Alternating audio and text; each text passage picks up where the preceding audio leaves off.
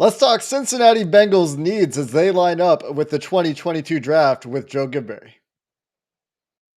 You are Locked On Bengals, your daily Cincinnati Bengals podcast, part of the Locked On Podcast Network, your team every day.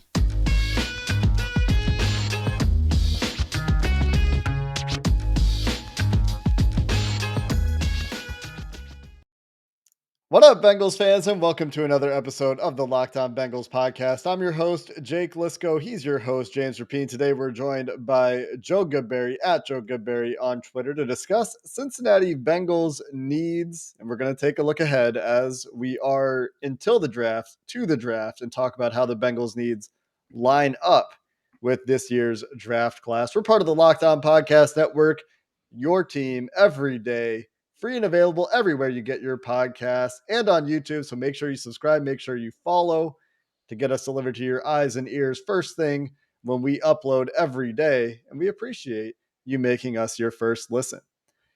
Joe, you did a big Twitter poll.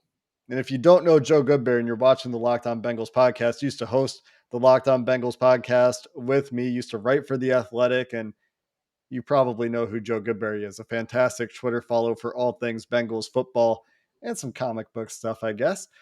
But Joe, you did a tweet the other day, and your tweet was a poll asking, what are the Bengals' biggest needs? Care to review the results of that tweet with the Locked On Bengals listeners? Yeah, the first 500 or so votes were like straight corner, about 80% leading the way completely. So I jumped in a little, and that can tend to sway the votes a little bit afterwards. And I started talking about defensive tackle and guard as guys like John Sheeran and Andre Perota jumped in and other people as well. But it ended up being about 68% corner and then splitting the rest between other left guard and defensive tackle, which gotta say, I was pretty surprised that it went so hard at corner. Yeah, it feels like the consensus has really zeroed in on corner being the biggest need. I'm glad you ran that poll. Jake and I were talking about it off the show a few days ago, and so that just further cements that idea. But we're having you on the show, so we want to know, what do you think about the Bengals' biggest needs? Do you think it's that order? Do you think it starts with corner, or is it a little deeper than that? You know, it's hard, right? How do you classify need and how do you rank it? Because I think it depends. Like heading into the draft, so you're looking at if you're going to attack this through the prism of the draft, you're making a 4-year investment, maybe a 5 if it's a first-round pick.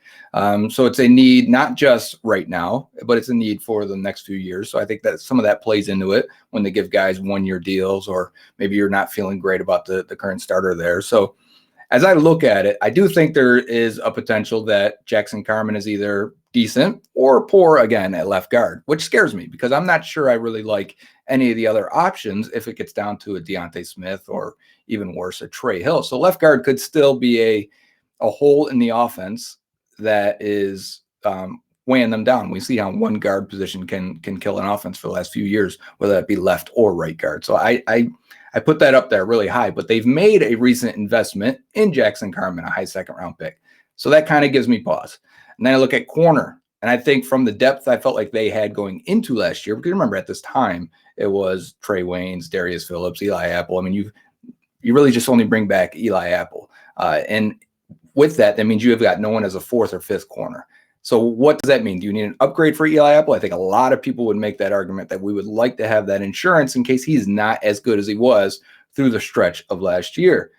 And then you'd like the depth, obviously. So you want to develop a guy. I think that's a future need and an immediate potential to upgrade. But that probably, to me, slides a little bit behind left guard because I feel like the impact of left guard to your offense, which is that's your wheelhouse. Your offense better be good on this team, even though the defense carried them in a lot of games. I think the offense needs to carry the team through the future. So I would rather secure that. And then I think the underrated one that I had to make an argument for was defensive tackle, because they're losing 724 snaps that Larry Ogunjobi played last year, and maybe a little bit more, 500 or so in the regular season for BJ Hill. Maybe he gets an extra 200. It still leaves someone to take those 500 snaps that BJ Hill played, because the Bengals played with a lot of 3-4-5-2 fronts which is going to be 3 defensive tackles on the field. They had 4 guys over 400 snaps last year out of defensive tackles, Josh Tupou being the 4th guy. That's a significant amount of snaps even for your 4th guy to even reach that many. So I think as they sit right now, if they wanted to play their base 3-4 defense, it would be BJ Hill and Josh Tupou surrounding DJ Reader at nose tackle. Is that good enough? It's okay. We feel we like BJ Hill, but do we like Josh Tupou as an every down or at least a base down player? And then the biggest hurdle or the biggest need, I think, where defense tackle really comes in is in the nickel pass rush unit. Who's that other guy? Does that mean Sam Hubbard's kicking in? He's actually been better, if you look at the numbers, at defensive end than he has defensive tackle. We would like Joseph Asai to be that end, and I'm getting long-winded now. But you can see what I'm saying. If Hubbard or Asai is that other end outside of Trey Hendrickson, who is that other defensive tackle to provide a pass rush? Because even when it was Ogunjobi and Hill, it didn't feel like it was enough. And there's also potentially some hope for Cam Sample, the other guy you didn't mention. I know you're starting to talk about every guy on the defensive line and you wanted to stop talking, but Cam Sample is another guy who has some position versatility, played inside in college a little bit, and I think played inside a little bit for the Bengals last year too, if I'm not mistaken. I think we also saw some 3-down lineman fronts, and they were moving Sam Hubbard around, standing him up, some 3-3-5 stuff where Sam Hubbard was a roving linebacker. We saw 3 safety stuff, so maybe they go with an extra safety and play 3 linemen that way and try to disguise where the 4th rusher is coming from, or just rush 3 as they did at times last year to mix success, although great success against Patrick Mahomes at times in the playoffs. I do think it gets really interesting, though. I do think that it's really hard to nail one down because, as you've described, Joe, at corner, they're not missing any starter snaps from last year, but the depth is miles away from where it was last year, where Eli Apple was able to step up and play. And if they lose a corner for the year, and I know we can't talk about, all the injury possibilities because they also exist everywhere, there's really no one else that's played in the NFL on the roster right now. Jalen Davis is the next guy. And then at left guard, James, I know you feel passionately that we can't really trust the Bengals to develop linemen right now because they haven't done it and they've whiffed in the draft for so long. And it's visible in their free agency this year. They finally spent money on interior offensive linemen because they've gone so long missing in the draft and missing with development that they said, okay, enough is enough. Let's pay the position so we can compete with this quarterback.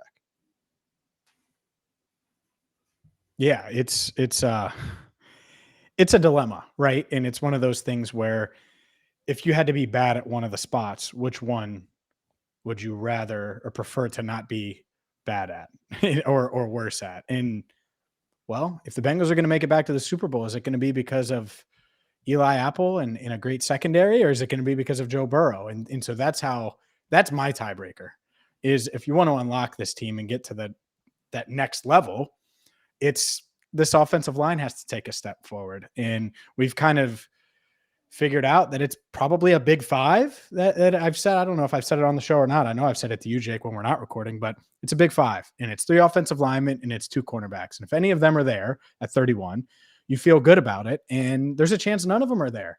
And I'm talking about Zion Johnson, Tyler Linderbaum, and who's Kenyon Green, and then Kyer Elam and Andrew Booth. And so odds are the decision's going to be made for the Bengals. And maybe one guy is there.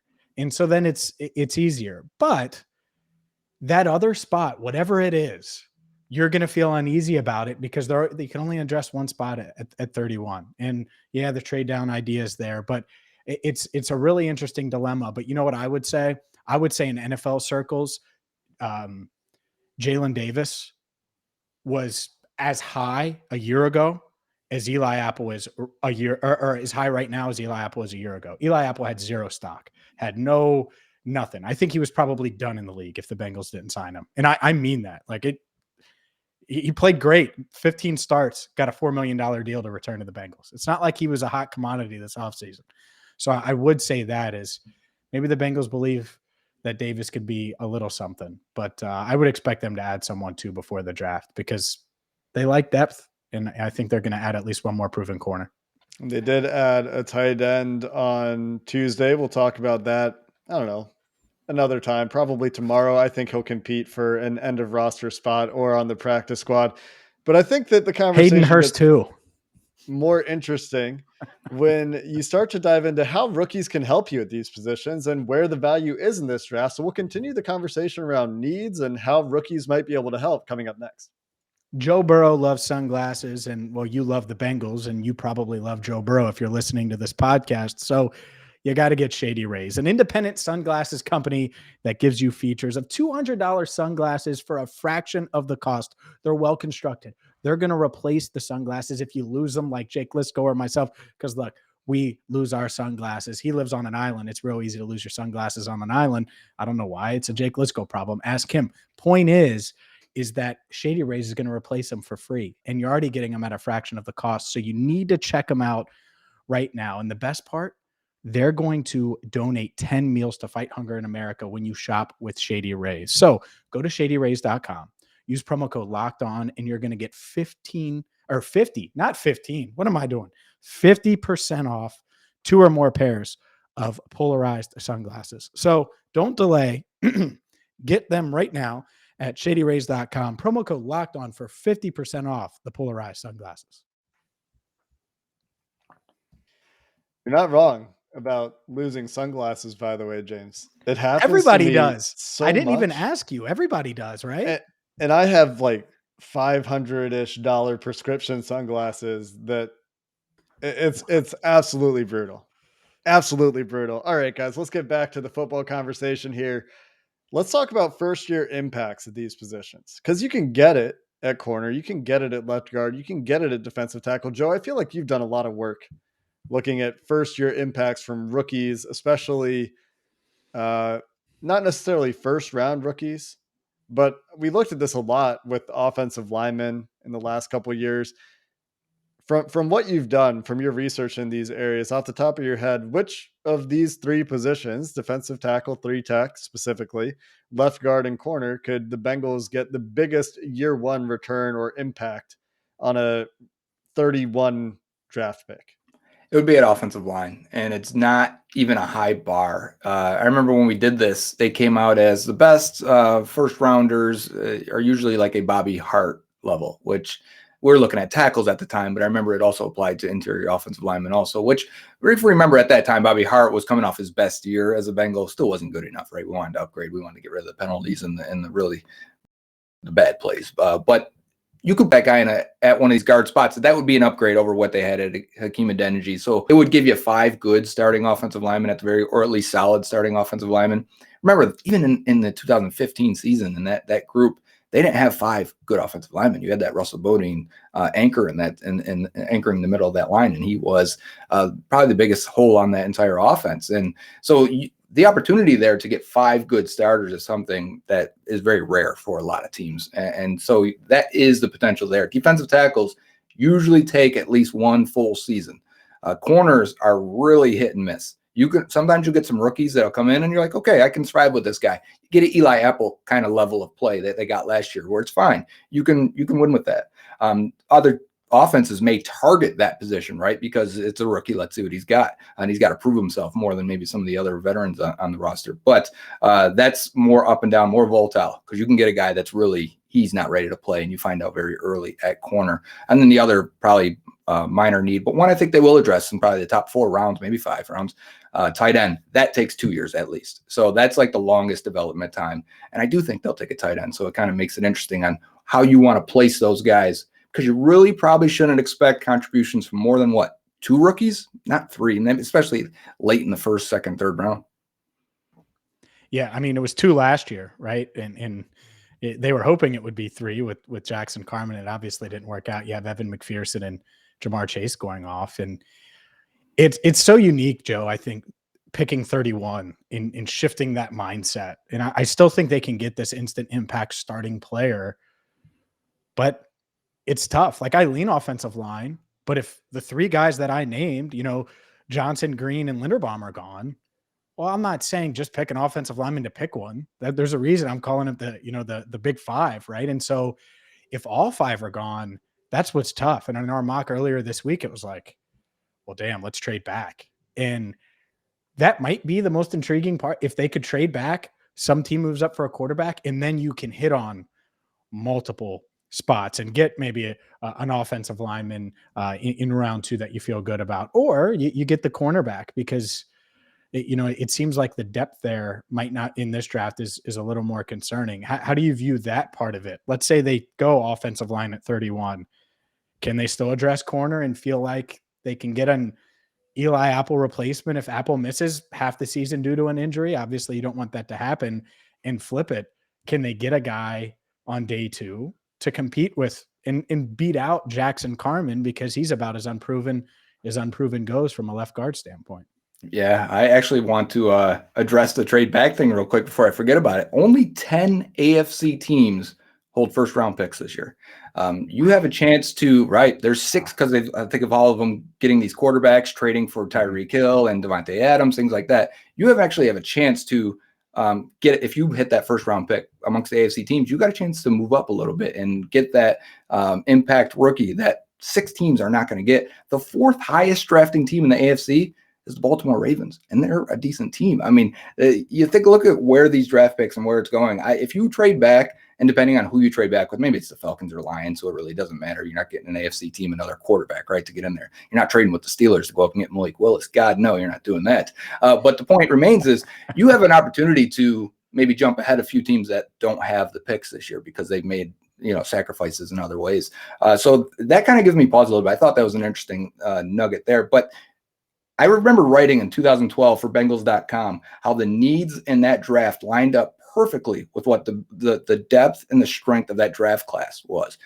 And I don't feel that way this year. It's kind of interesting. And like we're hoping a Tyler Linderbaum falls, right? Because I think he's a top 15-ish guy. Centers don't get drafted until like pick 20-ish range comes around. So it's not a big stretch to see if that he's still there. We had 2 mock drafts today as I'm looking this morning, and everyone's posting their mock drafts. 2 of them had Tyler Linderbaum there, ESPN's Todd McShay being one of them.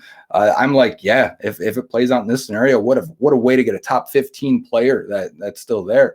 But otherwise, I don't see very many mocks where Kenyon Green or Zion Johnson are still there. I don't see very many mocks where it's either you're picking one of Booth or Elam, and I don't feel like great about either. I would take it, but I don't feel great about either player. I think the depth in this draft at corner may be in rounds 2 and 3, actually. There's a lot of developmental guys, a lot of guys that either tested really well or had high production numbers, guys that like on tape that maybe had a little bit of both. And I think you could probably wait until round 2 or 3 and grab a corner.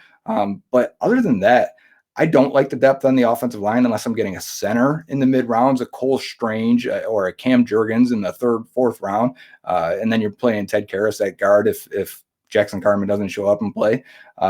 So I'm kind of like at 31, hoping one of these top guys fall. I think Tyler Linderbaum is the best case scenario. And then in that scenario, is it where do these defensive tackles fall in rank? Because that's one in your big 5, you don't even have one listed, right? Is it Devontae Wyatt? Is he 6, 7, 8? We're going to have a board here and have like a top 10 target list by the time we get to the draft to really see where we'd slot that guy.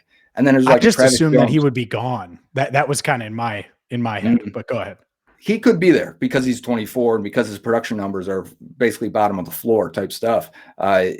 And then you got like a Travis Jones out of UConn, who's like nose tackle, 5-tech type body and athleticism, but played a lot of 3-tech, didn't play nose tech at UConn and was pretty good.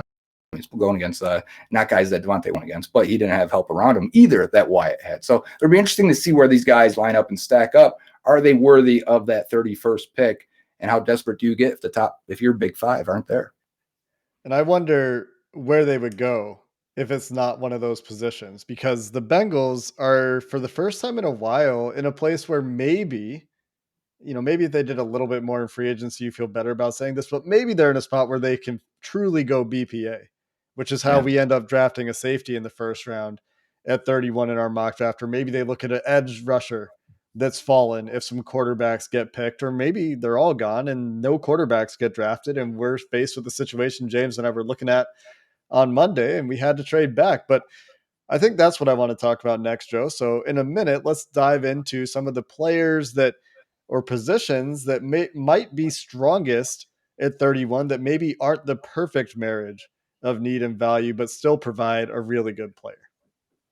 We're talking about needs, and obviously the need conversation is based around Eli Apple and Jackson Carman. And if those guys end up starting, that'd be great. Well, if they plan to start for the Bengals, that means that they're going to have to earn it, and they could earn it by getting on the Built Bar plan. You see how I tied all that in?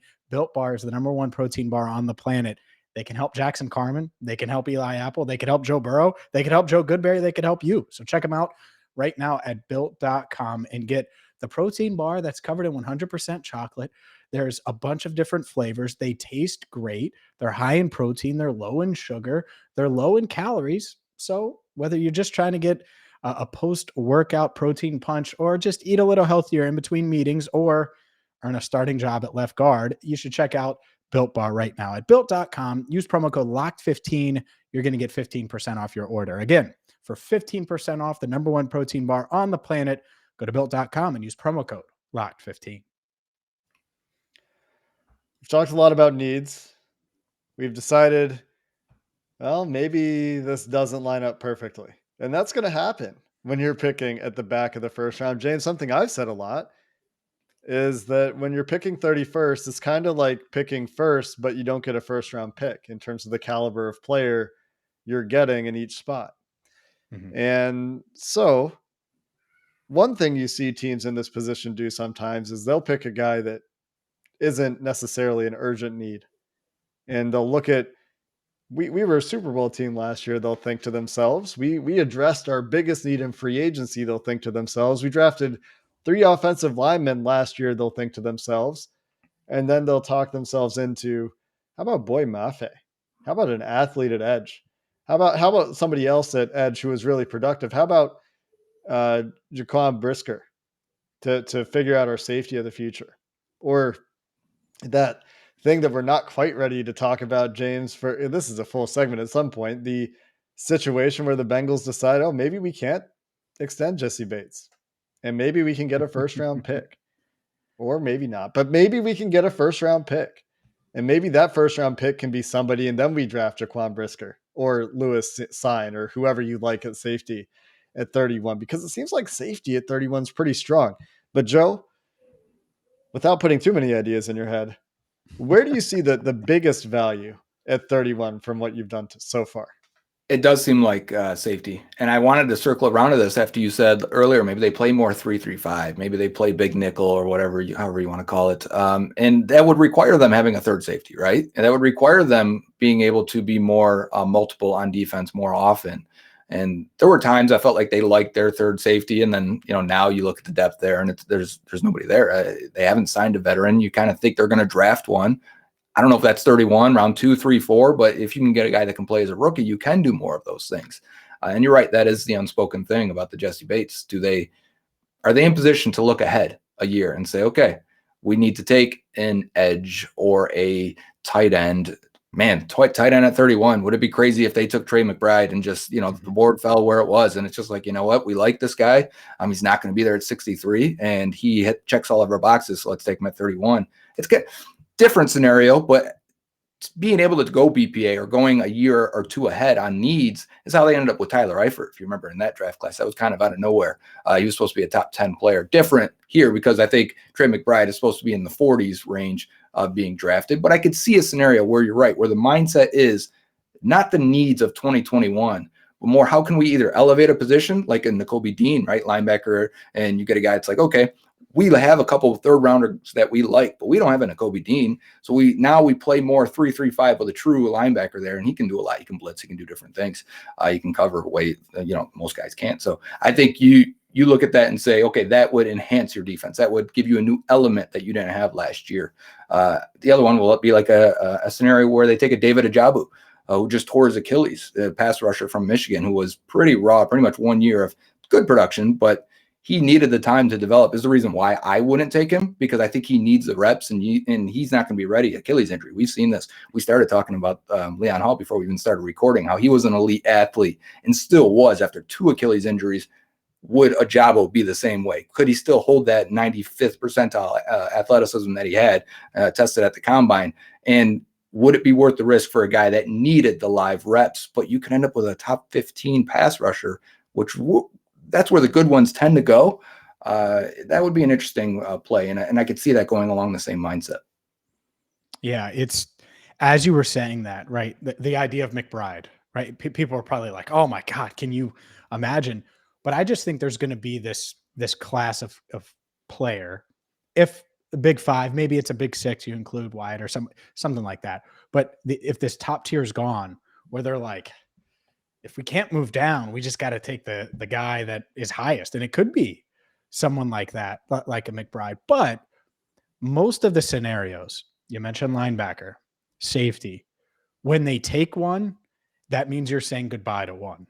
And I look at Jermaine Pratt, he's extension eligible. And, so maybe that's, the writing would be on the wall if they went linebacker at 31. It's not just Jesse Bates, Von Bell as well, going into his last year. And so if they go that route, I think it's going to tell us a lot about their potential future plans. Now, this player could flop and might not be what they expect them to be, and then they still have to, try to insert whoever that they in their mind are replacing. But I certainly think at 31, you can't rule out positions because it might be pretty clear that safety is the BPA or a linebacker areas that look, if they get it right, no one's going to question it. It's when they get it wrong on the position or reach for the Billy Price because they're Cedric trying to be the Ogbuehi. smartest. Oh, draft Cedric Ogbuehi a year early because he's going to replace Andrew Whitworth, and we swear he's got sweet feet and blah blah blah blah blah. Like you don't want to outthink the room either, and I feel like that's what they did there. But yeah, exactly. Is whoever they take at 31, it's obviously in their long term plans, and if it's at a place where it doesn't feel like it's a need right now, it means you're saying goodbye to a familiar face, most likely.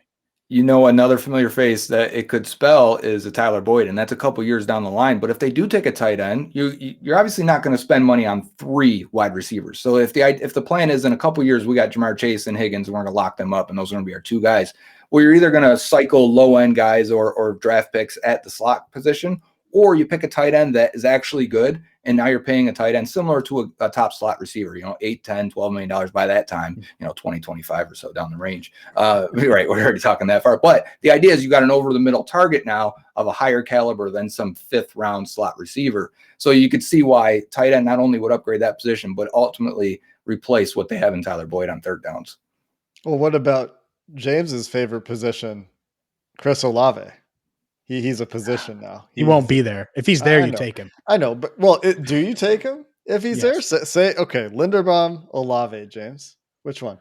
Okay, well then it's tougher because Linderbaum's probably top 15 player. Olave is a top 15 player. I think Olave might go top 10 and certainly top 15. But if he fell, then what the hell is the NFL doing? First off, if Linderbaum and Olave are there, but man, I wouldn't have a problem with either one. Both would get A+. No, he's not. I know. I'm just. I would run to the podium. I would say, man, Joe, you're gonna be able to just throw it up and just have guys streaking downfield. Jackson Carman just fall down. It doesn't matter. Right. It would be challenging to get all 4 of those guys on the field. I mean, I think if you draft Olave, you might be looking at trading Tyler Boyd in the draft for like a 2nd, 3rd round, maybe less because he's a slot receiver pick right away. I don't know. That's probably a pretty out there scenario to talk about. It is because he's not falling, right? That that's where it ends. I would be absolutely just like Alec floored. Pierce probably isn't going to be there when the Bengals pick in the 3rd round, as he was in our mock draft on Monday. Oh, same idea. You like Alec Pierce, Joe? Sure. Yeah, I think you could get a vertical field stretcher that crazy good body control and ball skills. I think those guys end up playing, and even if they're not complete receivers, they end up being good at that one thing that they do, which I think he can get downfield and make some plays. So we've talked about draft needs. We talked about how things line up. We're going to have Joe back on between now and the draft. We're going to talk about the 2nd round. We're going to talk more about the 3rd round. We're going to get into day 2, day 3. We're going to probably talk about punter at some point. I don't know. Maybe we'll be able to. You love punter talk. Specialists are my favorite. The people love punter talk. They do. And am I a man of the people? No. Is James a man of the people? Yes. So we'll probably talk about punters at some point. If the number 1 punter is available at 31 and Chris Olave is there, who are you taking? Okay. Well, the punter, obviously. Well, no, I mean, you got to trade up. You got to trade Joe Burrow for Jacksonville's number 1 overall pick and draft the best punter you can. I do want to see where Jake's like level is. If we say, okay, number one punter at 31, he's going to say no. 63, he's going to say no. And then we're going to be like third, 95? fourth, fifth. Yeah. Like, when does he start? When does he say, all right, let's do it? 7th. You're not going to get him there. You got to I don't balance care. that. I'm in the sixth All for right. me. And 6th, maybe I'm fifth. not mad Like at the 6th. if Darren Simmons, who It's is the 31st is pick of probably the round. best coach at Paul Brown Stadium, That's a if good he's point. like, hey, give me this guy, well, then I'm not going to be mad at 5th, because it's not like they've hit on a bunch of 5th round picks outside of it. Joe's point that a 5th rounder this year is essentially a 6th rounder is a really good point. Yeah. When you get to 5th round, especially with all the compensatory picks, there's a ton of early comp picks this year because of the coaches and all that stuff. The Ravens have like 6 4th round picks or something like that.